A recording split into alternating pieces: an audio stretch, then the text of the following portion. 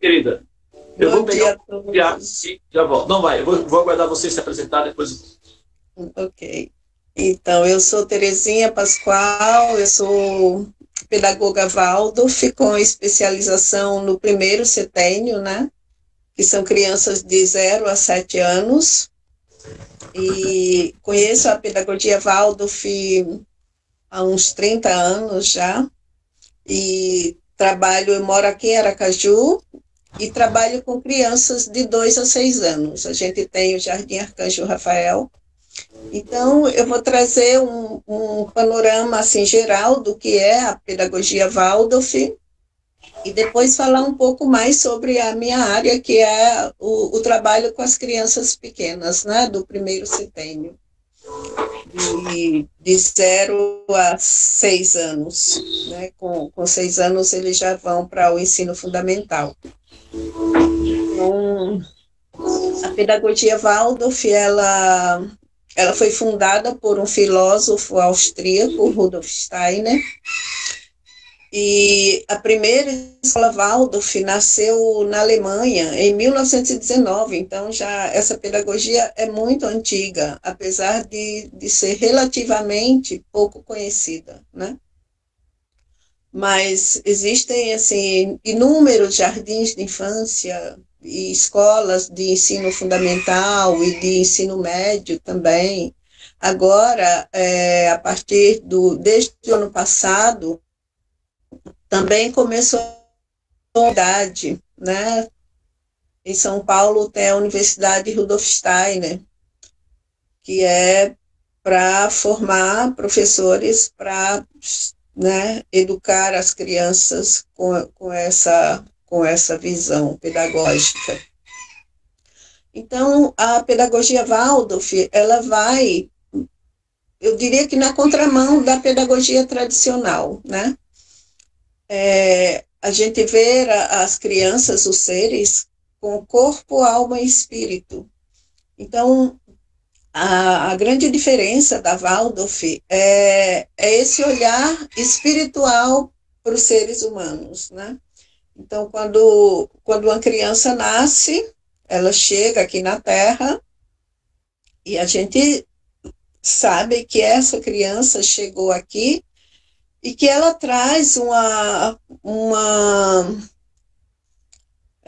ela traz na alma dela, né, parte do pai, parte da mãe, mas também ela traz uma parte que a gente não tem acesso, né, que é uma parte espiritual que a gente não consegue, não é necessariamente do pai nem da mãe. Então, o trabalho de um educador, de um professor Waldorf, sobretudo, já começa no jardim de infância, é ter esse olhar individual para cada criança, né? Olhando tentando conhecer a alma desse ser, tentando descobrir o que esse ser traz para a Terra. Ela chegou aqui para oferecer alguma coisa, né? Então, o trabalho de um pedagogo, Waldorf, é esse olhar para ir descobrindo pouco a pouco o que esse ser traz como bagagem, e o professor é um orientador, um cuidador com todo amor e cuidado para permitir com que esse ser consiga trazer ao mundo, né, todo o potencial que ele traz na alma. Então, no jardim de infância, as crianças chegam muito pequenas, né? No meu caso, que recebo crianças a partir de 2 anos. Então, a criança, com 2 anos, ela está, né, aprendendo. Tem crianças com 2 anos que não falam ainda, mas a gente começa a conhecer esse ser, né, com tudo isso que ela traz, né? Então, o papel de uma jardineira, né, no jardim de infância, na Waldorf, a gente chama as professoras de jardineiras, porque é como se fossem flores mesmo, e a gente está cuidando dessas flores, né? Desses seres que estão chegando. Então, é muito interessante, porque a Pétala falou do parto humanizado, né? E esse link que se vai fazendo, porque quando uma criança chega no jardim, a gente faz uma anamnese, né? Nós vamos conhecer a família, nós vamos saber como que a criança nasceu, se foi de cesárea, se foi de parto normal, se foi em casa, porque toda essa pesquisa, essa descoberta que a gente vai fazendo através da família, faz uma diferença muito grande no atuar da criança, né? No seu brincar, no seu desenvolvimento, no seu atuar social. Então, a gente começa a observar a criança a partir daí, a partir dessa investigação, para saber como foi o parto dela, né? E mais uma série de outras coisas. E a gente, no jardim, né, a criança brinca muito, porque até os 7 anos, as crianças elas estão formando os seus órgãos internos. Então, a criança é só movimento, ela precisa correr, ela precisa brincar de uma forma livre. O brincar não é... O brincar em uma escola Waldorf, ele nunca é dirigido. A criança, ela tem todo o material que ela precisa estar à disposição, mas ela vai usar a sua imaginação e vai criar, né? O que ela vai trazer para o mundo que ela tem na alma, de uma forma muito livre. Então, o educador, ele vai ficar ali cuidando desse brincar, observando a criança, mas dando a possibilidade dela trazer para o social, para o mundo aqui fora, né? Todo o potencial que ela tem na alma. E nós começamos a observar essa criança durante todo o ano, de uma forma muito individual. Então, a gente começa a conhecer essa criança de uma forma muito íntima, né? E quando chega o final do ano, você já sabe exatamente como é aquela criança, né? Se a criança tem alguma desarmonia nesse brincar, nesse social, nós chamamos a família, conversamos com a família para descobrir, né, onde que está essa desarmonia, onde é a raiz disso, e juntos nós temos um olhar direcionado para essa situação, né? Então, esse cuidado com o ser que vai do jardim de infância até o ensino médio, ele possibilita com que esses seres que são formados, que têm a oportunidade de estudar na escola Waldorf, eles saem como seres assim, muito, muito cheios de compaixão. É um outro olhar, né? Porque nós não formamos para as crianças competirem, elas são formadas para trazerem tudo que elas têm na alma, trazerem para o mundo, né? Com todo o respeito, o cuidado, sabendo que todos somos iguais, apesar de sermos todos diferentes, somos todos iguais.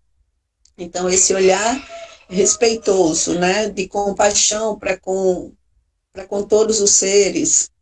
Então, aqui no jardim, em todos os jardins, né, as crianças, o lanche é coletivo, então todas as famílias, a gente faz uma reunião, cada família traz o lanche de todas as crianças durante a semana. Então, as famílias vão se revezando. O ensino, a educação na Waldorf, ela é ela é comunitária, assim, os pais participam ativamente do processo de educação, né? Então não é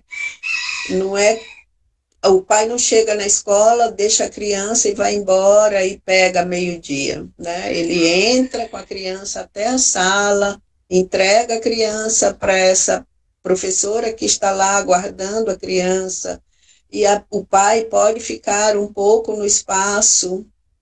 Quando a criança é muito pequena, a gente faz uma adaptação porque para a criança não ficar com trauma, né? De chegar, porque imagina que uma criança nasce, ela é muito pequena, com 2 anos, então ela precisa estar nesse aconchego da família, nesse ambiente que ela já conhece e que ela tem segurança.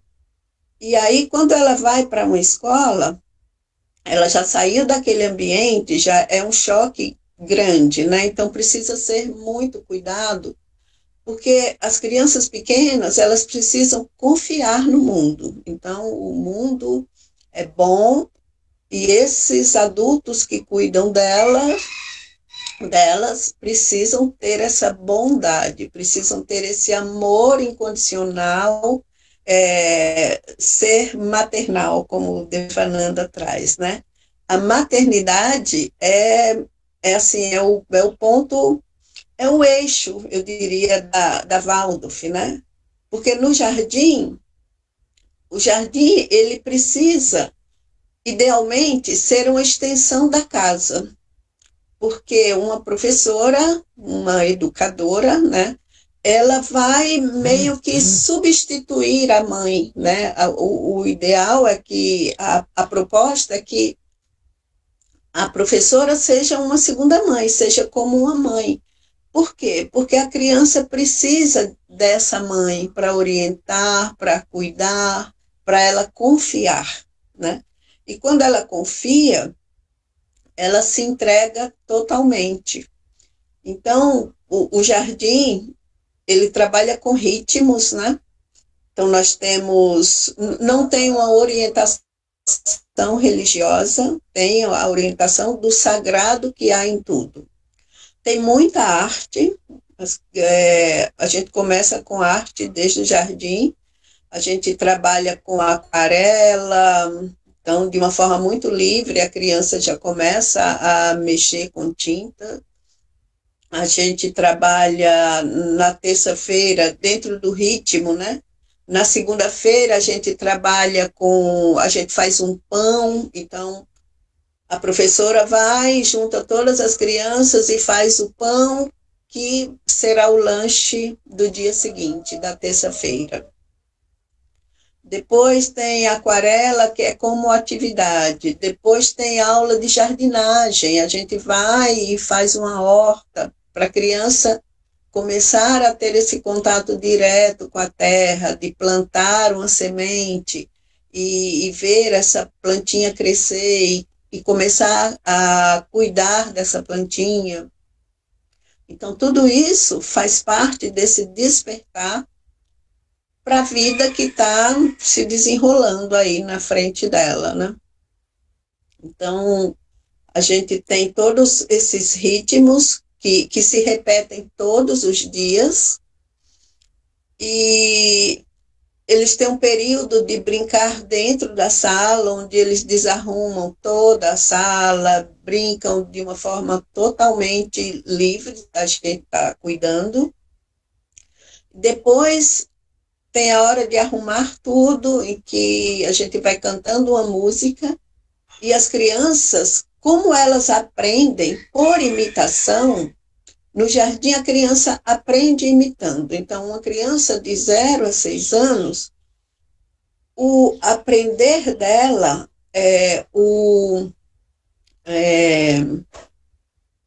como ela vai assimilar as coisas, não é com conceito, é através da imitação. Então, o adulto que fica com a criança, ele precisa se autoeducar muito, porque a criança vai imitá-lo. Então, ela vai imitar o pai, ela vai imitar a mãe, ela vai imitar os irmãos mais velhos. e ela vai imitar a professora, né, os adultos que estiverem perto. Então, a nossa responsabilidade como cuidadores, educadores de crianças, né, é esse trabalho de autoeducação, porque uma criança que passa por nós, assim, colocando todos nós como educadores, né, como, porque todos que cuidam de crianças, de fato, são educadores, como é importante a nossa autoeducação, porque as crianças vão nos imitar. Então, eles vão eles sentem, eles conseguem sentir o nosso íntimo, sabe? Então, quando uma família, ela está brigando muito, tem uma desarmonia grande dentro de casa, que afeta a criança interioriza isso. Então, tudo aquilo fica lá dentro dela, na alma dela, e ela começa a trazer isso para o externo. E a gente identifica que tem alguma desarmonia. Geralmente, depois de se conversar, de se chegar no problema, né, naquele desequilíbrio daquele momento, e temos um olhar de frente para isso, a criança se cura sozinha, assim, ela não precisa de mais nada, só esse olhar, né? Que é esse olhar de amorosidade, de cuidado. Porque nessa fase, ela precisa estar sendo muito amada, né? E protegida. Então, qual é o papel? É de a gente proteger as crianças, né? Proteger dentro do jardim, com o ritmo que é estabelecido. Todos os dias se repetem o mesmo que a gente faz na segunda-feira, se repete até o final do ano. A atividade é a mesma, isso é ritmo. Porque o ritmo traz saúde, traz segurança. Então, a gente tem esse momento de brincar dentro, tem giz de cera e papel, e a criança vai lá e pega e começa a desenhar de uma forma livre na Waldorf. Nós nunca temos um círculo ou um triângulo para a criança pintar dentro, porque isso limita, né? Isso prende, isso faz com que já é uma forma de conduzir a criança para uma direção exata, né? Está aprisionando a alma, e a alma precisa se expressar. Então, esses desenhos que as crianças vão fazendo, a gente começa a estudar eles, a gente descobre como a criança está intimamente, também através desse desenho. Quando ela chega com 2, 3 anos, os desenhos são meros rabiscos, exceto, não é uma regra, porque tem crianças que já vêm assim prontas com outra. Na verdade, as crianças estão chegando com outra configuração. Eu trabalho com crianças já há algum tempo e elas estão cada vez mais chegando com a outra configuração, assim, muito prontas, né? Tem crianças que com 2 anos elas já têm um traço de desenho, elas desenham de uma forma que a gente olha e só vai observando, porque ela desenha rosto, ela desenha todos os traços de uma pessoa e ninguém ensinou. Então, qual é o papel? É a gente observando que provavelmente dali vai sair um artista. E a gente vai dando a possibilidade dela trazer essa expressão da alma para o mundo dessa forma. Então, quando a criança está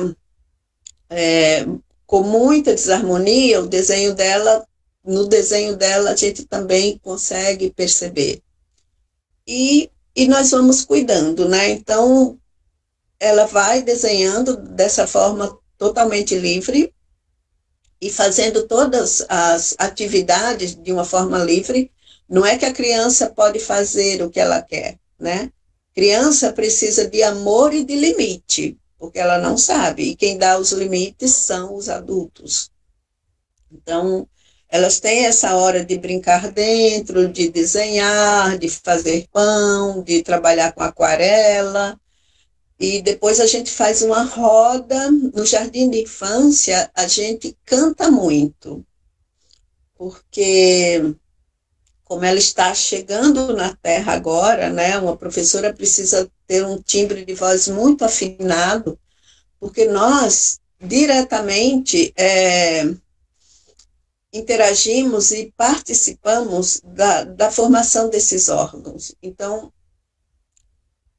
até os 7 anos, os órgãos internos estão se formando. Então, se a pessoa que está cuidando da criança grita com ela, briga, não tem essa amorosidade, isso afeta diretamente também os órgãos dessa criança.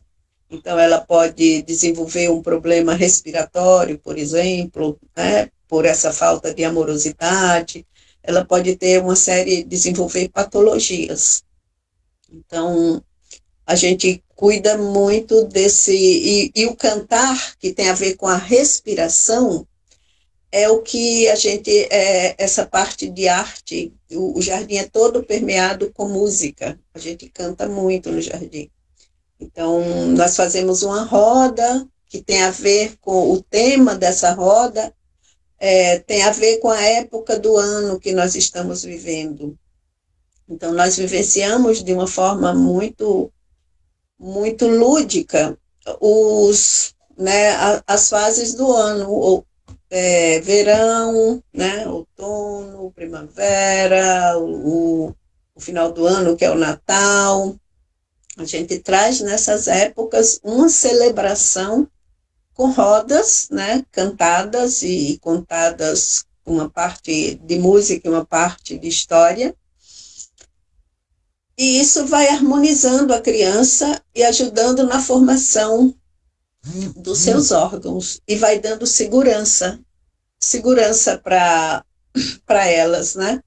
Porque a base de um ser humano é o primeiro setênio. Então, Steiner diz que até os 3 anos a criança aprende muito mais do que o que ela vai aprender no resto da vida dela. Então, é muito importante o jardim, a gente dar essa base para a criança, né? E, a pedra fundamental disso é o amor e o limite, para a gente respeitar esse ser, acolher esse ser, para que ele consiga ir trilhando esse caminho até chegar na fase adulta, com segurança, para que ele possa contribuir com a humanidade, com o lugar onde ele esteja, de uma forma também segura, em harmonia. Então, dentro desse ritmo, a gente, das fases, né, verão, inverno, enfim, das estações das festas cristãs, a gente sempre vivencia um ritmo num ciclo lunar. Então, o final do dia, né, quando as crianças saem, elas brincam 1h30 lá fora, porque elas precisam correr, gritar, né, precisam fazer esse movimento todo. Depois elas entram, né, tem muito a ver com respirar, né, dentro e fora. Então, quando elas entram, é o momento de se aquietar essa alminha. E como que a gente vai aquietar essa alma? A gente dá um alimento para ela, que é um conto de fadas. Então, o dia sempre se encerra com um conto de fadas, com uma música e com um conto de fadas. Porque os contos de fadas são o alimento anímico, né, para a alma da criança, que vai alimentar, vai trazer imagens para a criança, para depois ela poder trazer isso como imagem, fazendo as coisas no mundo adulto. Então, uma história, por exemplo, uma época é vivenciada no ciclo lunar. Então, idealmente, é que a gente conte um conto de fadas, um único conto de fadas, durante esse ciclo lunar, que é 28 dias, né? 27 ou 28 dias. Porque se sabe que nesse ciclo lunar, a criança vai interiorizar, ela não vai ter um monte de coisas todos os dias para ela guardar aquilo, né? Memorizar, fixar, mas é através desse repetir todo esse ritmo num ciclo de 28 dias que ela vai interiorizando e vai levando isso para esse ser que vai se tornar um adulto mais seguro. E brincar para a criança é o mais importante também, porque brincar para eles é como um trabalhar para o adulto, mas brincar de uma forma onde o adulto esteja lá observando e cuidando, para que a criança possa se expressar, né? Então, o que mais? O lanche, comer no jardim, por exemplo, e no ensino fundamental, também é pedagógico. Porque na hora do lanche, um lanche na Waldorf, as crianças comem a mesma coisa. Então, a família traz, existe um cardápio, a família traz esse lanche e a professora vai e prepara esse lanche com as crianças. Então, é tudo natural, a alimentação é natural, vegetariana, né? E as crianças aprendem a comer, porque crianças, geralmente, elas falam, eu não gosto disso, não gosto daquilo, mas elas nem provaram. Então, o repetir de toda semana, a gente vai comer uma determinada raiz, por exemplo, né? Uma hora ela prova e ela descobre que ela gosta, então ela começa a comer aquela raiz, né? E assim vai. Então, essa orientação para o lanche também é regida com o olhar para os planetas que regem cada dia da semana. Então, cada dia da semana tem um grão, segundo a cosmovisão da antroposofia, que é o que rege a pedagogia, né? Então, cada dia da semana tem um grão que rege, tem uma cor que rege, e o lanche, ele é todo orientado com o olhar para esse grão que esse planeta rege para esse dia, né? Então, é um olhar muito amplo, muito lindo, e que forma seres muito especiais, assim, eu amo fazer esse trabalho, amo essa pedagogia, eu acho que ela é a pedagogia que seria ideal se todas as escolas fossem, né, fosse a pedagogia real, né, porque os seres crescem com amor, com respeito. Eu tenho 3 filhas, estão aí na sala, 2 estudaram na Waldorf nesse primeiro setênio, e é incrível, né, quando a gente olha esses seres, como o olhar delas para a vida, né, para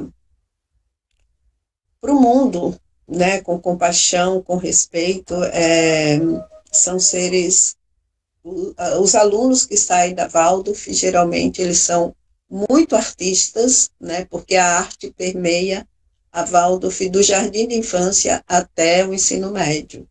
Então, as crianças aprendem música, aprendem a desenhar, aprendem a fazer aquarela, aprendem a lapidar pedras, aprendem tudo que está ligado, tudo que o ser humano pode fazer está dentro do currículo, né? E elas vão aprendendo gradativamente, conforme a sua idade, né? A idade que pede aquele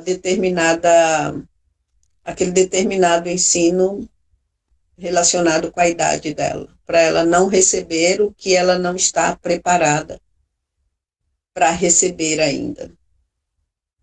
Então, assim, teria muito mais coisas para falar, mas eu acho que o meu tempo já passou.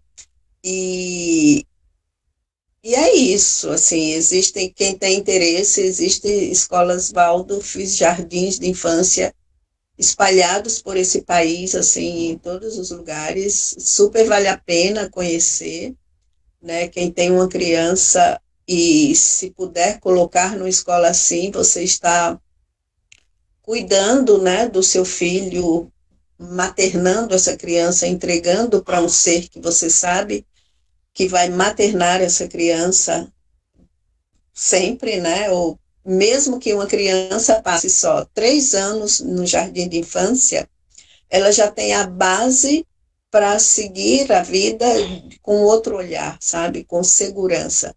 Porque o amor que se precisa ter de uma mãe, desse cuidado, nessa fase, ele é fundamental para o resto, sabe? Para o último respirar, assim, do ser, né? Então, eu super indico. E muita gratidão por esse espaço, muita gratidão por todos vocês, Devananda, né? Meu astrólogo védico que me trouxe para esse lugar. Hare Krishna. Namastê. Namastê, querida. Muito bem. Antes que assim, deixa eu dar uma olhadinha aqui para ver se tem alguma pergunta, se alguém deixou alguma pergunta já, né, porque aí eu dou a prioridade, né. Um olhar acolhedor, né, a antroposofia promove o desenvolvimento de uma consciência ética. Eu quero fazer um comentário sobre isso. Inclusive, eu estava aqui enquanto a Terezinha estava falando, eu estava investigando aqui alguns detalhes a respeito do professor, né, o Rudolf. O nome dele completinho é Rudolf Joseph Lawrence Steiner. É sobre ele que eu gostaria de falar, né, aproveitar aí esse momento assim, enaltecê-lo, né, o trabalho que ele fez. Muito bem. A Joana, né, comentou que todo o meu apoio e admiração, ela teve que sair. Apoio o ser para chegar na fase adulta com harmonia, parabéns, né, a Tula se comentou. A Joana também comentou aqui, trabalho maravilhoso, fundamental para uma sociedade mais estruturada, parabéns, Terezinha. Ela assistiu o vídeo, ficou encantada com o vídeo. A Aline, né, são muito amorosas, muito especiais mesmo. Ela, assim, ela teve lá, né, uma das queridinhas da Terezinha, que passou pelo processo, né, contato com a criança, com a natureza. Que maravilha a participação. Recebi desenhos e presentes das crianças da Terezinha. A Aline está falando isso daí. A Nancy teve que sair. Bom dia, pessoal. Então é isso. Aí as pessoas aqui mais assim, se despedindo mesmo. Então, houveram alguns comentários, né, mas não teve assim nenhuma pergunta específica. Eu gostaria de tecer alguns comentários. Eu fiz algumas anotações aqui, mas mais em relação ao mestre, né, que é o professor Steiner, Rudolf Steiner. Imagina que ele nasceu no dia 27 de fevereiro de 1861 na Áustria. E ele viveu até 1925.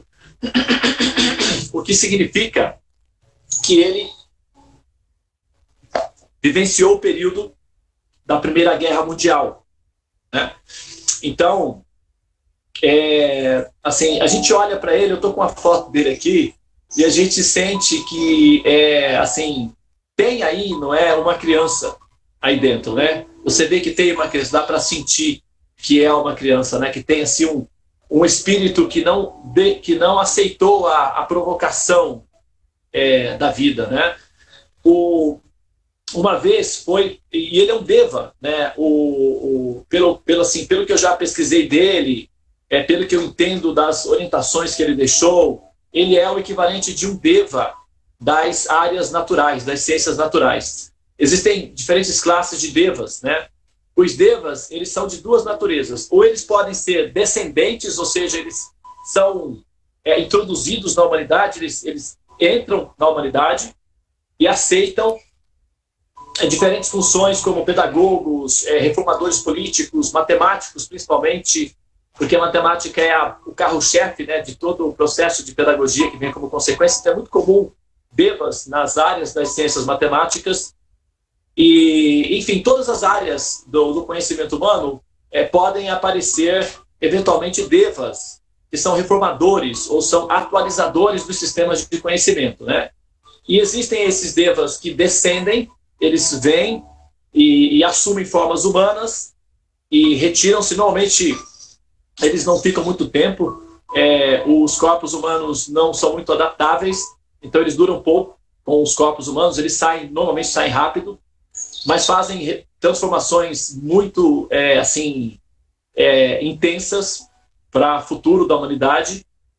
E também tem os devas que são ascendentes. Eles são identificados entre os alunos, né, entre as almas que evoluem, e eventualmente essas almas identificadas elas recebem investimentos, ou seja, são transferidos para essas almas pacotes de dados que são conhecimentos.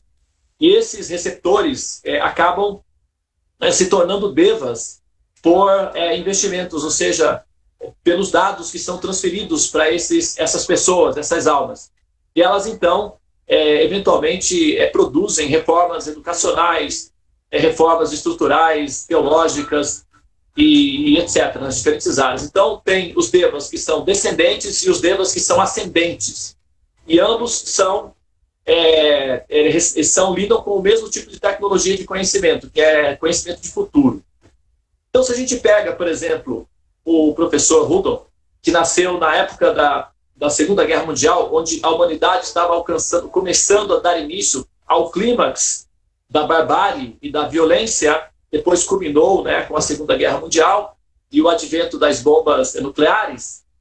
Então, essa pessoa nasce nesse contexto completamente desfavorável, completamente na contramão do processo histórico, e apresenta um sistema de cultura de conhecimento que é baseado num tipo de tecnologia de informação de futuro, né? Vegetarianismo em 1900. Isso é uma coisa assim bem atípica, não natural para o ser humano, né, o nativo local. Então nós estamos diante de um deva. Ele é um deva. E o sistema de cultura e conhecimento que ele deixou é um conhecimento védico. Está completamente em harmonia com o sistema de conhecimento védico. Agora, eu gostaria de mencionar aqui o significado, porque o professor, a metodologia que ele aplicou é pragmática, né, de como, na verdade, o que ele criou, na verdade, o que ele revelou, o que ele tornou visual, ou seja, publicou, digamos assim, é o sistema do conhecimento humano. Na verdade, a matéria-prima fundamental dele é o sistema do conhecimento humano, do desenvolvimento do ser enquanto processo de autoconhecimento, né? Inclusive, a palavra, né, ele é o fundador da sociedade de antroposofia, ele é o fundador da antroposofia. A palavra antropo significa homem, né? E sofi de sofia, daí nós temos os sufis também, os sofistas, que significa de sabedoria, né? A filosofia, né? Então, a antroposofia é a sabedoria do homem, ou seja, a qualidade, o estado da profissão do ser enquanto ser que interage, entende a realidade, ou seja, um sábio. Então, a ideia dele era formar uma escola para sábios. Então, ele quis, né, e na verdade ele realizou a missão dele, de criar um sistema para que as pessoas pudessem eventualmente chegar ao nível de sabedoria. E isso é basicamente a missão védica.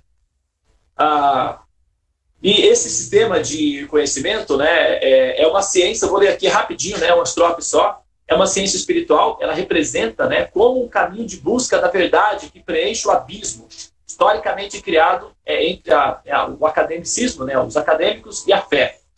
Então, na visão de Steiner, a realidade é essencialmente espiritual. Isso é a posição dele. Então, ele queria ajudar as pessoas a superar o mundo material, ou a visão tridimensional, né? Através do eu espiritual de nível superior. Segundo Steiner, há um tipo de percepção espiritual que opera de forma independente do corpo e dos sentidos corporais. Então, nós estamos diante de um deva, né? E ele, com os recursos que ele tinha, porque ele não podia nem mesmo, né, falar diretamente, mencionar diretamente ou aplicar diretamente princípios do conhecimento védico, até porque ele não tinha as metáforas suficientes para serem aplicadas.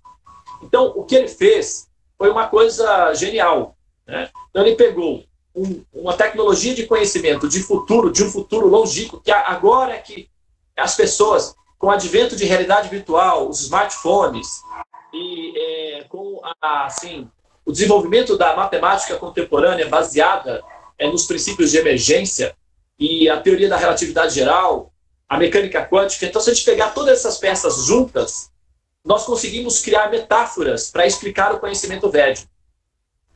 O professor Steiner, ele aplicou para fazer isso, foi a pedagogia.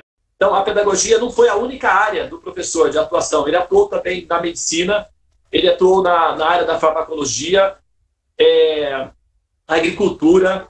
Ele é um Da Vinci, assim, pode-se compará-lo com um Da Vinci, né? Das ciências da educação. Né? Então, existem organizações, inclusive eu fiz o mapa de uma família de médicos que vive numa comunidade aqui próximo de onde eu moro, que é uma comunidade antroposófica. E eles são médicos, né? Antroposófica. Antroposófica, exatamente. Então, todo o conhecimento do professor Steiner, ele está completamente alinhado, não é, com o conhecimento védico. Portanto, nós estamos diante de uma sabedoria védica milenar e certamente o objetivo dela é justamente esse daí, né, de levar o ser até o autoconhecimento. Atualmente, o conhecimento dessa técnica está sendo imensamente divulgado porque o ser humano atual, a qualidade do processador e a quantidade de informações e a frustração produzida como consequência do desgaste, da saturação da vida condicionada, cria um ser humano sensível para alternativas. E a psicologia da pedagogia Waldorf está assim, se tornando mais visual, ou seja, mais realçada, porque as pessoas estão buscando realmente, né, a alternativa e elas estão querendo humanizar-se. E um dos fundamentos principais da psicologia, da pedagogia Waldorf, é humanizar o ser humano, ou seja, torná-lo humano, né? Já que a série humana prevê produzir seres humanos, então é necessário um sistema para que eles se tornem humanos, ou seja, deixem de ser animais bárbaros e violentos e se tornem humanizados, para que eventualmente tenham condições de tornarem-se devas, né? Então a primeira etapa de se tornar um deva é tornar-se humano. É necessário tornar-se humano para finalmente descobrir-se como sendo um não humano, ou seja, um deva. E assim, toda essa filosofia, esse sistema de conhecimento tem esse mecanismo. Então, se uma pessoa, não uma família, tem condições e a situação favorável para que os seus filhos, nessa primeira etapa, inclusive, a Terezinha mencionou que agora então eu entro, né, já falei do professor, já dei a minha homenagem. Nós temos aí uma fala que a Terezinha mencionou, que o ritmo produz saúde, né? Isso é completamente védico, é válido, totalmente aproveitável, né? Na verdade, é uma informação de alto nível. É o que nós procuramos fazer com o sadhana matinal, né? Esse ritmo, essa constância, não é? E até, assim, quando nós fazemos, quando estamos... hoje pela manhã eu estava assistindo um vídeo falando justamente sobre isso, de que a pessoa que estava fazendo o vídeo deu o seguinte exemplo. Um bom escritor, ele escreve, ele tem uma meta diária de leitura. O Jô Soares, ele deu essa sugestão. Aquele que quer ser um escritor, ele tem que ter uma meta, sentar-se e escrever ao menos uma página por dia, não importa se ele está inspirado ou não. Isso é independente, ele tem que ter uma constância. E esse vídeo que eu estava assistindo fala justamente sobre isso. Os bons escritores, eles não escrevem apenas quando eles estão inspirados. Eles escrevem continuamente. Estando ou não inspirados, eles produzem. Porque a inspiração não é um efeito controlável. A pessoa não controla. E ela não pode também ficar dependente da inspiração, porque a inspiração é o resultado consequente do exercício contínuo. que é o que aconteceu com o professor Newton, quando a maçã caiu. É claro que a percepção da maçã foi a consequência de um esforço grande realizado anteriormente. Ou quando Einstein percebeu que o espaço e o tempo, eles formam uma simbiose andando de bicicleta, né? Então, assim, quer dizer, andar de bicicleta não faz com que nós tenhamos percepção de teoria de relatividade geral. Olhar uma maçã caindo não é o suficiente para a pessoa formular uma fórmula da gravitação universal. Isso depende dos exercícios prévios. Então, essa constância, ela produz saúde na filosofia, na matemática, na psicologia e na espiritualidade, principalmente, né? E isso regula o ser internamente do ponto de vista da sua estrutura emocional, psicológica ou psíquica. E outra fala que a Terezinha mencionou é os sepênios, né? Os ciclos de 7 anos, e que esse ciclo inicial de 7 anos é quando os órgãos eles estão se consolidando, né? Eles estão se organizando para suportar aí todas as pressões que estão vindo. Então, eles estão sendo formados no sentido mais holístico do termo. E em termos do cérebro, que é a central de operações, que é o processador central, na verdade, ele precisa de uma média de 7 anos, agora atualmente, porque o processo acelerou, o processo de conhecimento está um pouco acelerado, então já se fala de 6 anos para que o processador esteja completamente formatado, né? Ou seja, o cérebro esteja totalmente disponível para utilizações paradoxais, pode-se dizer assim, que é quando a pessoa consegue fazer relações complexas em relação à percepção de que se existe. Então, o processador fica funcional e a pessoa, então, passa a tomar posse do domínio do jogo. O jogador, então, está totalmente consciente de que ele está jogando e aí vamos ver o que ele vai fazer aí com o Se Vira nos 30. Mas o equipamento fica totalmente funcional a partir dos 6, 7 anos de idade, né? Inclusive, quando a criança tem, por exemplo, 1 ano de idade, se ela vê a mamãe no celular, ela pega o celular e coloca na boca, porque ela acha que o celular é a mamãe. Então, o processador não faz a discriminação dos programas. Então, ele amalgama os programas. Mamãe e celular amalgama e vira tudo uma coisa só. Não é? Quando o processador já tem os drivers instalados e já está funcionando uma operação um pouco mais amadurecida, no celular, então o processadorzinho vai chegar à seguinte conclusão: a mamãe está dentro do celular. Então, o processador ainda não consegue fazer a distinção absoluta do programa, mas já não pensa mais que o celular e a mamãe é a mesma coisa. Já muda. Então, ele vê que a mamãe está lá dentro. Quando o processador melhora a sua operacionalidade, ele consegue fazer a distinção. Não, a mamãe não é o celular, a mamãe não está dentro do celular. Ela já sabe que é um sinal que está sendo transmitido dentro do equipamento. Então, a distinção dos programas vai se dando na medida em que o processador vai se formatando. Quando ele fica formatado por completo, então a criança tem noção da diferença das coisas e já consegue interagir com a realidade. Semelhantemente, no processo de autorrealização, que aí já é quando...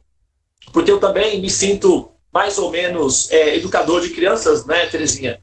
Quando as pessoas, as almas chegam em busca de autoconhecimento, querem entender o que está acontecendo, então elas são crianças que estão, assim, querendo jogar no nível em que é um nível um pouco mais complexo, e nesse nível elas voltam a ser crianças novamente, né? Elas são como crianças. Então, o que acontece? No início da percepção da espiritualidade, assim como uma criança imagina que o celular e a mamãe é uma coisa só e ela então lambe o celular porque não é pelo paladar, a pessoa que está numa fase muito embrionária de desenvolvimento espiritual imagina que o corpo e o ser é a mesma coisa. Então, quando você olha para outra pessoa, você imagina que a pessoa é aquilo ali. Então, isso, na metáfora, é o equivalente de um bebê de 2 anos de idade, 1 ano de idade, olhando para a mamãe dentro do celular. Então, ela acha que é a mesma coisa, porque o processador está amalgamando os fatores. Então, ele imagina que é a mesma coisa. É isso que faz com que nós olhamos para as outras pessoas e imaginemos que elas e os corpos são a mesma coisa. É uma questão é uma questão técnica de desenvolvimento do software, na verdade. Com o tempo isso passa. Ao passar, quando amadurecemos um pouco mais, nós vamos imaginar, por exemplo, que a pessoa, tudo bem, a pessoa não é o corpo, ok, mas pelo menos ela está dentro do corpo. Eu posso saber que a alma está ali dentro do corpo e tal. Então, na metáfora, seria o equivalente de uma criança de 4 anos que vê a mamãe dentro da televisão e imagina que a mamãe está dentro da televisão. Isso passa também com o tempo, na medida em que a pessoa vai amadurecendo, essa ideia de realidade ela vai também se dissolvendo, ela passa, como passa na criança. Quando a criança faz 8 aninhos de idade, se a mamãe dela é uma apresentadora de programa e ela vê a mamãe dentro da televisão, ela não pensa mais que a mamãe está dentro da televisão, tanto é que se ela abrir a televisão não encontra a mamãe ali dentro. Ela sabe que a mamãe está num outro local e o sinalzinho dela está sendo transmitido ali no equipamento. Então, quando nós nos desenvolvemos espiritualmente a tal ponto de alcançar uma certa maturidade para começar o jogo do entendimento, então a ideia de que a pessoa está dentro do corpo também desaparece, viu? Isso com o tempo fica mais natural, mas isso também tende a desaparecer, porque, na verdade, a alma ela não está dentro do corpo. Essa ideia é uma ideia assim, bem rudimentar, só para dar uma noção de realidade. Mas a alma, o ser propriamente dito, está fora. Permanece numa região fora, inclusive do mundo material, até porque o mundo material, como se trata de uma realidade virtual, não tem como estar dentro da realidade virtual, já que ela não é real. Só pode estar fora, porém é projetado ali dentro, imaginando estar ali dentro. Então, quando nós imaginamos que nós estamos dentro do corpo, isso passa com o tempo. Na medida em que você vai observando, ouvindo o conhecimento védico, essa ideia de que você está dentro do corpo, de que você está aqui no mundo material, de que nós estamos aqui, isso com o tempo tende a desaparecer também. Só que demora um pouco, né? Porque você tem que baixar os drivers, tem que usar o ET, demora. Mas isso tende a chegar nesse ponto, entendeu? Ouvindo constantemente o conhecimento védico e absorvendo, que é o que nós chamamos de o teorema dos sonhos, que é a explicação védica para o sentido da realidade, nós chegamos no nível de maturidade que aí é onde começa o jogo real, né? Até lá, nós estamos fazendo como a Terezinha, educando a criança para aprender a lidar com os elementos, as cores, os grãos e tal. E aí, quando ela chega num certo nível, então a gente já começa a falar do princípio mais maduro, né, do entendimento de realidade. Então, duas coisas que vão ser superadas: a ideia de que nós somos os corpos e a ideia de que nós estamos dentro dos corpos. Dá um pouco de trabalho, mas é isso, né? Se você se sentir cansado, sente-se, não tem problema. Faz parte, significa que você já andou bastante. Faça isso de frente para o objetivo, buscando sempre o conhecimento superior, os sábios, os Vedas, e com isso você vai se recuperar. Ao sentir-se melhor, levanta-te e absorva, aprenda. Então, desperte, porque o nosso destino é entender realmente o que está acontecendo. E enquanto nós estamos jogando no nível em que nós acreditamos que nós estamos dentro dos corpos, isso é o equivalente de um estado de coma, que é uma ilusão chamada Maya. E nesse estado não tem como pensar a realidade na sua clareza objetiva. Só dá para pensar na realidade em termos de uma miragem mesmo. Os Vedas chamam isso de Maya, que significa ilusão. Tá? A minha sugestão gente, não é um conhecimento meu, eu não sou proprietário desse conhecimento, eu sou um jogador também. Agora, esse conhecimento ele é milenar, ele já estava disponível aí na humanidade há muitos séculos, há mais de 5.000 anos. Ele está sendo realçado agora porque as metáforas nos permitem colocar o conhecimento de maneira clara, sem metáforas, sem mitologias, porque já não estamos mais lidando com crianças básicas, nós já estamos lidando com uma comunidade capaz de fazer operações complexas e lidar com física quântica. Então já dá para falar em termos objetivos, sem precisar contar histórias das cegonhas. Isso já passou. O momento é entender objetivamente o que está acontecendo. E a ideia de que nós estamos dentro dos corpos e que nós estamos dentro do mundo material é semelhante à ideia de que nós nascemos através das cegonhas. Isso é preciso ser superado com conhecimento objetivo. Portanto,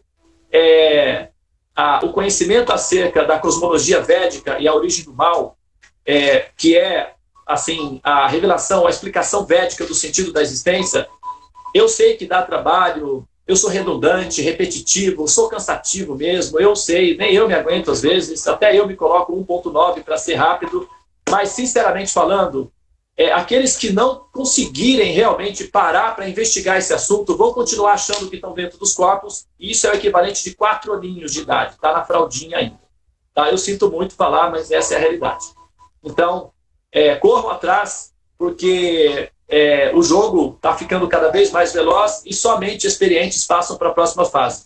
Os que são muito assim entediados voltam a nascer em corpos de carbono. A desvantagem é a sensação nauseante de que se morre. Isso não é vantagem. Portanto, vamos assim dar uma atenção ao que realmente é prioridade, porque nós salvamos o nosso tempo para nos distrair, e a consequência disso são corpos de carbono. Eles se dissolvem com 70 a 100 anos. Isso não é muito inteligente. Portanto, é só para crianças assim, desatentas.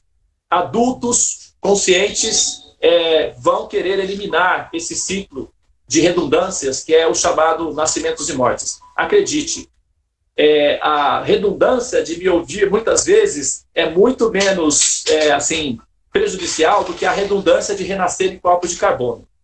Os conhecimentos que eu estou transmitindo não são meus. Vocês vão saber logo, logo que eles não são meus. Esses conhecimentos são muito antigos e anteriores a mim.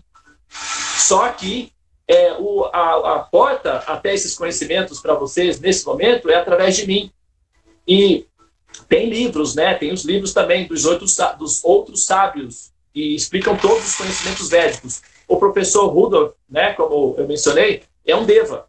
Então, se você começar a mexer muito e começar a pesquisar a origem do conhecimento dele, inevitavelmente você vai se deparar com os Vedas.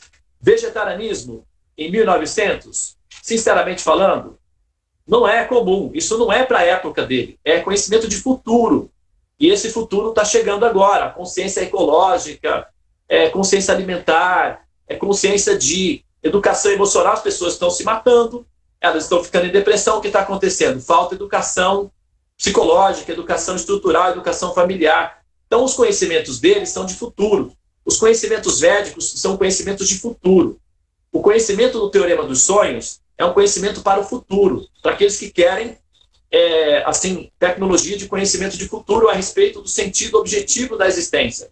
É muito importante nós entendermos o que está acontecendo para que o jogo fique profissional. Enquanto nós jogamos distraídos, somos amadores. E enquanto nós somos amadores, as consequências é sempre a mesma. Os corpos são disponíveis e eles são de carbono. Então, jogadores desatentos, corpos de carbono. Jogadores profissionais, corpos éter, deva, em outro nível.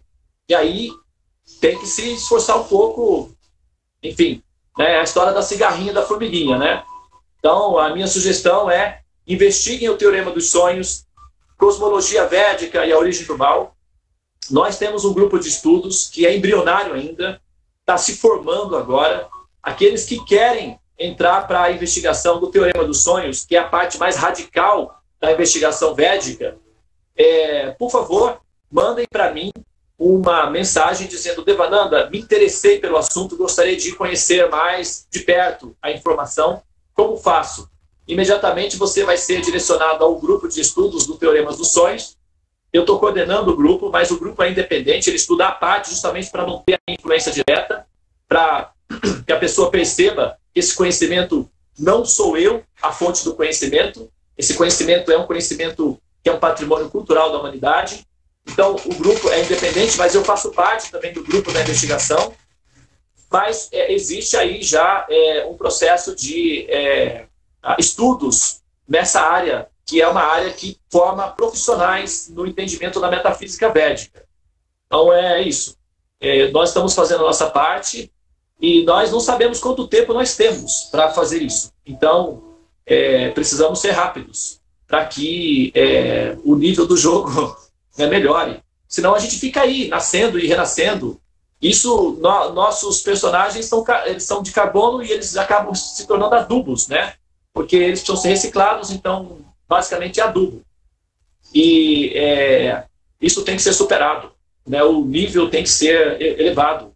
E eu acho que a situação é favorável, porque as metáforas são muito lúcidas, assim, a náusea da existência está muito evidente, e a ignorância não está produzindo felicidade. Nunca se teve tanto acesso às facilidades materiais, aos recursos materiais, à felicidade material, e nunca se teve tanta notícia de insatisfação, depressão e suicídio na história da humanidade. Então, quer dizer, o que está acontecendo? Está faltando alguma coisa. Então, está faltando autoconhecimento, autorrealização, está faltando metafísica. Já tem bastante física. Está faltando metafísica. E é nesse ponto que a metafísica védica é capaz de suprir essa lacuna e transformar um ser ignorante, ou seja, num ser de autoconhecimento, de sabedoria. E, sinceramente falando para vocês, olha, eu sou a prova de que isso é possível, porque esse fenômeno se deu comigo. Eu tenho um livro escrito, eu sempre fui, não exatamente militante ateu, mas num período da minha vida, entre os 15 e 18 anos de idade, eu desenvolvi 2 pneumonias. Na verdade, eu queria, morrer mesmo, né? A náusea de existir era tão, assim, intensa, que a falta de respostas era tão, assim, desagradável frente às minhas perguntas, as perguntas que eu tinha para os líderes religiosos, os teólogos, as religiões, enfim, eram perguntas relativamente objetivas e pragmáticas, e as respostas eram muito mitológicas, infantis. Isso produziu em mim uma insatisfação de existência muito grande e um desapego profundo de Deus, uma decepção muito intensa da ideia de Deus. Acabei, assim, produzindo um livro, dei o nome de livro de Já à Beira da Morte. E o verso central, que era um livro um tratado filosófico na forma de assim, aforismos, né? Como se fossem poesias. Algumas eram poesias. E o livro, assim, o verso central do livro chamava-se verso tétrico. E rapidamente eu vou falar aqui, né? Só para fazer a relação do que eu estou falando. O verso dizia o seguinte: a morte, por ser consequência de mim, e eu, por ser homem à beira da morte, anuncio o verso tétrico da minha essência, o fim. É certo que ela me virá de plena vida, e todos terão pena deste eufêmico. Pena bem breve e leve, dor que não comove ninguém. Agora que o meu tempo se finda, a morte vem para o banquete. De mim, para mim, este lembrete, sou um homem à beira da morte. Isso eu tinha 17 anos de idade, quando eu escrevi esse poema. Então, a minha crise existencial era simplesmente uma crise crônica, mórbida, a náusea era absoluta, e eu só queria realmente, assim, desaparecer, deixar de existir. Porém, eu tinha uma intuição, de um sentimento de que vale a pena existir, de que existe algum sentido na existência, mas eu não tinha respostas pragmáticas para explicar esse sentido. Então, desenvolvi 2 pneumonias, com a intenção de realmente sair da operação. Mas, aquela história, né? Tiririca, né? Difícil de... vaso ruim, né? Difícil de acabar. E eu acabei, assim, fui buscar na psicologia, eu comecei a fazer o curso de psicologia para tentar me entender, né? Para tentar ver se tinha alguma salvação aí. Não dava para resolver a questão da metafísica, porque era basicamente mitologia. Então, eu precisava de alguma coisa prática para tentar resolver o jogo. E aí eu migrei para a psicologia. E aí, nesse campo, eu acabei me encontrando com muitas pessoas que eu entendia como... bom, não vou entrar em detalhes aqui, mas eu entrevistei por 4 vezes o Henri Cristo, uma personalidade aí interessante. Tem até umas histórias legais que eu passei junto com ele, bem divertidas. Um dia eu conto. Mas eu encontrei nesse período aí os devotos de Krishna, e eu acabei assim me envolvendo com a consciência de Krishna, porque eu vi que tinha ali uma alternativa para respostas das quais eu estava buscando assim, explicações. E passei os últimos 25 anos pesquisando o conhecimento védico, e o resultado dessa pesquisa é o que vocês estão vendo aqui agora, né? Uma pessoa determinada, lúcida, de certa forma. Assim, o conhecimento védico que transita dentro de mim me dá uma segurança muito assim, madura para afirmar com uma certa margem de autoridade. Isso não significa autoritarismo nem arrogância, Isso significa simplesmente a percepção do valor que as coisas têm, de fato, e o conhecimento védico produziu esse resultado em mim. Entende? Eu era praticamente um cadáver. 2 pneumonias.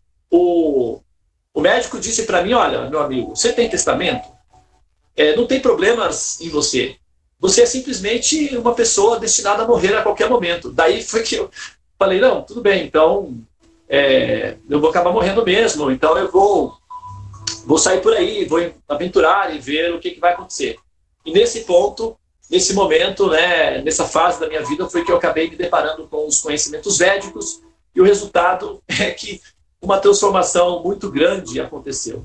E essa transformação sou eu mesmo como testemunho, né, do que pode acontecer, do efeito que o conhecimento védico pode produzir numa pessoa que realmente tem assim a intenção objetiva de entender as respostas coerentes para perguntas radicais fundamentais.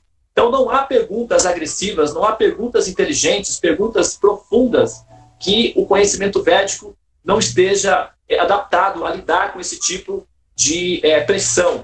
Inclusive, o conhecimento védico é como alguém que gosta de tomar massagens. Quem já tomou massagens na Índia, por exemplo, você vai tomar massagem, eles dão muitas... batem assim com a mão, sobem, escorregam no seu corpo. Para quem está acostumado com essa massagem, é simplesmente uma delícia. É muito bom, é altamente relaxante, é muito gostoso. E o conhecimento védico, para pessoas que pressionam ele, produz no conhecimento védico uma sensação de prazer. Então, quanto mais difícil for a pergunta, quanto mais radical for o jogador, tanto mais feliz o conhecimento védico se comporta, porque são esses os procurados, são esses os jogadores desejados dentro desse campo. Então, perguntas radicais, pessoas inteligentes e agressividade filosófica são muito bem-vindos. Os sábios védicos, eles não se assustam com perguntas difíceis, inclusive eles ficam felizes diante de questionadores profundos, porque isso identifica jogadores num alto nível. Então, a sugestão é essa. Nós estamos diante dos devas, né? O professor Rudolf é um deles. Eu sugiro que vocês investiguem a vida dele, o trabalho que ele fez, porque vale a pena, é purificante, né? Nós temos uma representante aí. Eu estou muito feliz de que isso tenha acontecido, né? Para que a gente possa falar e homenagear essa pessoa que é um reformador, enfim, ele é um atualizador do sistema de conhecimento humano. O conhecimento dele é de futuro, ele é um deva de futuro, e agora é que nós estamos começando, né, a conhecer a natureza da realidade evoluída desses conhecimentos todos. Vegetarianismo, a diferença entre o corpo e o eu propriamente dito, autorrealização, autoconhecimento. Infelizmente, nós estamos acostumados a olhar para essas pessoas e pensar, são pessoas do passado. É um grande engano, elas são pessoas do futuro. Muito bem, eu vou finalizar aqui, né? Eu peço perdão aí para vocês pela prolixualidade, né? Não foi nada prolixo, na verdade só queria demonstrar porque tem que ter provas, né? Estou falando do conhecimento védico, que é bom e tal, mas onde estão as provas? Eu sou a prova viva disso, né? Inclusive, se vocês pegarem a minha foto, uma foto minha de 20 anos atrás e uma foto atual, vocês vão ver que eu rejuvenesci. Apesar de eu estar com 50 anos, assim, aparentemente eu rejuvenesci, em termos físicos mesmo, né? Que é um dos resultados consequentes da própria aplicabilidade do conhecimento védico. Deu uma melhorada. Então, se você quiser rejuvenescer, estude os conhecimentos védicos. Pode funcionar, viu?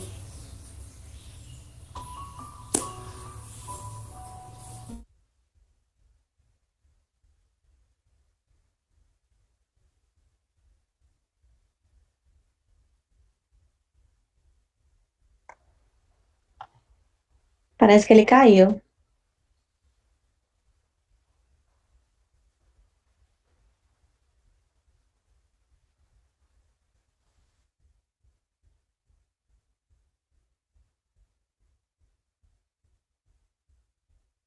Devananda caiu. Tô caído. Na verdade, eu fui pedido de continuar falando, né, para que... Não vou falar mais, eu já entendi o recado. Olha o tamanho da orelha, ó. Agora eu estou à disposição, podem fazer comentários, falar, tá?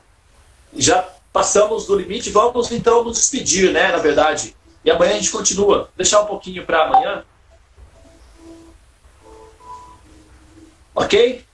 Namastê. Vamos então, abram os seus telefones. Terezinha, querida. Oi, Deva. Muito obrigado, tá? Pela sua interferência e pela sua presença, tá bom? Gratidão. Gratidão. Minhas reverências aos seus pés de lótus. Os professores, os meus mestres queridos no coração, são a minha prioridade. E olha lá quem apareceu ali, Matula, assim. Quem são professores aqui que estão na sala? A Ivani, olha o sorrisão dela ali, ó. Sorrisão por a Ivani, ela quer participar do grupo, viu? Gratidão. A Ivani é professora, a Terezinha é professora, a Tulasi é professora. Quem mais? Deixa eu ver, a Daniela é professora de yoga, né, Daniela? O Alê não é. Quem mais? Tem mais alguém aí que é realmente assim? Todos são professores, de certa forma. Todos estão ensinando, mas que atuam como pedagogos, que toleram ali as criancinhas, né? Esses são os tolerantes. Hare Krishna. Então, gente, Hare Krishna. por favor. Eu também quero agradecer a Terezinha, né? Foi maravilhoso a sua explicação, Terezinha, viu? Que bacana, né? Saber alguém assim como você. Gratidão. É uma honra poder falar aqui sobre a Waldorf, sobre o Steiner. Eu só queria trazer uma coisa bem rápida, né? Assim, no jardim de infância a gente não alfabetiza, porque se entende que como os órgãos estão se formando, a criança, porque o Devananda trouxe isso e eu quero trazer por isso, a criança ela está pronta para receber um conhecimento mais intelectual, mais cognitivo, a partir dos 7 anos, porque com 7 anos os órgãos estão formados. E um indicador de que os órgãos, de que a criança está pronta para ser alfabetizada, para conhecer as letras e entrar nesse mundo, é quando ela começa a trocar os dentes. Os dentes é o indicador. A troca dos dentes é o indicativo de que a criança está pronta para receber um conhecimento cognitivo. Namastê, Hare Krishna, gratidão. A minha netinha Valentina, ela cursa, né, da Método Valdo. Ela é uma artista, é uma desenhista, só você ver as obras da Valentina, é muito linda. A Isabela tá aí, a Isabela poderia até falar. Rapidinho. Antes de Valentina nascer, a gente já estudava muito a metodologia na barriga, porque a gente queria mesmo que ela fosse um adulto que tivesse outros valores, e isso a gente sabe que é construído na infância, né? E tem uma frase de Freud que eu gosto muito, que é: a criança é o pai do homem, né? Então, o homem vai ser aquilo que ela foi quando ela recebeu enquanto criança. Tá? Então, todos os conhecimentos, né, todas as vivências, todas as oportunidades, a gente tem que apresentar ela na infância. Na verdade, a gente oferta muito conhecimento, Waldorf e montessoriano para ela. A gente, na verdade, ela não estuda ainda numa escola Waldorf, mas a gente tem essa busca. Aqui na Bahia ainda a escola Waldorf é muito cara e a gente está se organizando para isso. É uma coisa que a gente com certeza vai investir para que ela, né, tenha essa continuidade, porque é muito diferente a forma como as crianças aprendem a lidar com os problemas hoje. Hoje não, no meu tempo isso, as crianças têm um ensinamento escolar e quando a gente vai para a sociedade, um pouco maior, a gente aprende a lidar com as emoções, com os problemas, e nessa metodologia, não. Na brincadeira, a criança já aprende a resolver problemas, né? Os professores, eles são mediadores desses problemas. E depois, tanto que tem muitas pessoas que se queixam, né? Ah, uma criança que estuda no método Montessoriano ou Waldorf demora muito de escrever, demora muito de ler, né? Tem esse preconceito. Mas isso daí ela vai aprender depois, né? Ela vai conseguir desenvolver isso depois. Às vezes a criança até aprende, tem um conhecimento que é nato dela e vai deslanchar lá na frente. Ela não vai ficar com aquele conhecimento perdido. E esses valores, né? A criança está aberta para isso. Criatividade, imaginação, amor, né? Respeito à natureza, ela já vem com isso. Então, se você fortalece aquilo ali na infância, vai perdurar, né? É uma coisa duradoura. E do que você faz, isso tudo se perder, para quando a criança vira, né, um adulto, já sai da fase infantil, tentar resgatar. É muito mais difícil, porque já veio materialismo, já veio competição, já veio, né? Tudo que é ruim que a gente está vivenciando hoje, a perda de fé, a perca de fé e uma série de outras coisas que são negativas. Então, eu amo a metodologia. Assim, eu e meu esposo, a gente está estudando, a gente estuda educação infantil, agora mesmo a gente está estudando um curso que é Criando Crianças Criativas e que só fala nisso. A gente está transpirando por todos os lados. Eu amei. Muito obrigada. Obrigado, Isabela. Valeu. Deva, deixa eu aproveitar aqui a fala da Isabela para falar que a Steiner, né, que minha mãe me ensinou, eles estão promovendo todas as terças-feiras online um webinário, eles estão chamando de webinário, que são palestras sobre vários assuntos relacionados à pedagogia Waldorf e à antroposofia. Então é toda terça-feira, às 7 horas da noite, pelo site da Faculdade Rudolf Steiner. É super interessante para quem quiser. Olha, interessante. Eu acho muito interessante. Disponibiliza o link e o endereço aqui no grupo, tá? Essa informação é valiosa. Tá. E é no horário que nem interfere, né, Tula, assim, no Japa Mala seu, porque sai às 7, já pega uma caroninha ali nas 8, né, já desce a ladeira. A ladeira do pepino aí, né? Vamos regularizar esses horários, viu? Mas normalmente dura 1 horinha mesmo, então vale muito a pena, é muito rico. Uma vez por semana, terça-feira. Ótimo. Eu acho legal, hein? É bom, é legal. Obrigado, viu, pela informação. Coloca aí, deixa disponível, tá? Valeu. Gente, vamos entrar em trabalho de parto? Vamos se despedir, não é? Vamos sair da sala. Vamos partir. Tchau, Tchau, pessoal. Bom dia a todos. Tchau, gente. Volte sempre. Vamos parir, como diz a Vananda.